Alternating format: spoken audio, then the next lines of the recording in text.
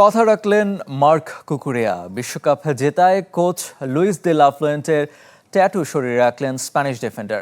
Tattoo করানোর video ইনস্টাগ্রামে post করে লিখেছেন, প্রতিশ্রুতি পূরণ হলো। কবে ট্যাটু করাবেন কুকুরেয়া? স্পেন বিশ্বকাপ জয়ের পর হয়তো তার দেখার অপেক্ষায় ছিলেন ভক্তরা। অবশেষে শরীরে ট্যাটু আঁকালেন স্প্যানিশ ডিফেন্ডার, যেখানে বিশ্বকাপ ট্রফি হাতে লুইস দে লা ফুয়েন্তে। তার আগে কুকুরেয়া কথা দিয়েছিলেন, স্পেন বিশ্বকাপ জিতলে কোচের ট্যাটু করাবেন। ফাইনালের পর কোচও মজার ছলে বলেছিলেন, ভোগান্তি ভুলে চলে আসুন রিগালে। ওয়ারেন্টি সহ স্টাইলিশ কালেকশন নিয়ে রেডি রিগাল ফার্নিচার। এবার কুকুরেয়াকে কথা রাখতেই হবে। তার শিষ্যরা নাকি কথার বরখেলাপ করেন না।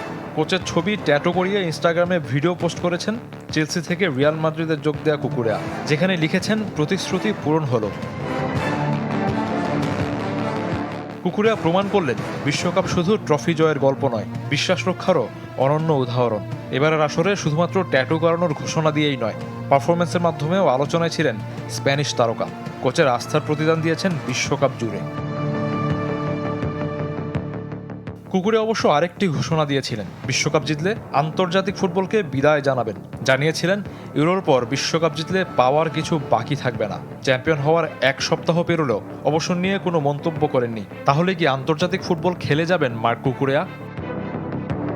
শফিউদ্দিন শাওন, চ্যানেল 24।